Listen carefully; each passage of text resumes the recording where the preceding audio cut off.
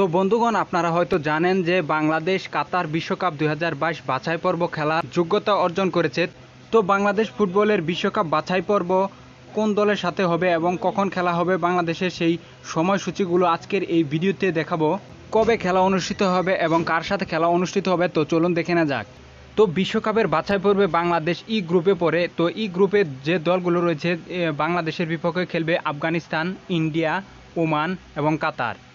এই চারটি দল বাংলাদেশের বিপক্ষে খেলবে। তো কবে সেই ম্যাচগুলো? তো বন্ধুগণ, কাতার বিশ্বকাপের প্রথম খেলা হচ্ছে যে আফগানিস্তান বনাম বাংলাদেশ, খেলাটি হচ্ছে 9 সেপ্টেম্বর 2019 তারিখে অনুষ্ঠিত হবে এবং দ্বিতীয় খেলাটি হচ্ছে বাংলাদেশ বনাম কাতার। এই ম্যাচটি অনুষ্ঠিত হবে 10 অক্টোবর 2019 সালে।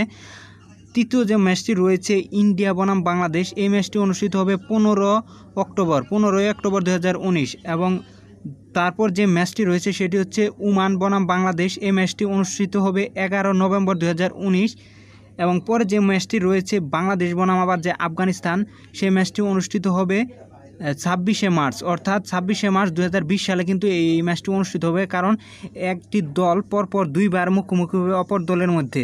তো পরে যে ম্যাচটি রয়েছে, ম্যাচটি হচ্ছে কাতার বনাম বাংলাদেশ। এই ম্যাচটি অনুষ্ঠিত হবে 31শে মার্চ 2020 সালে।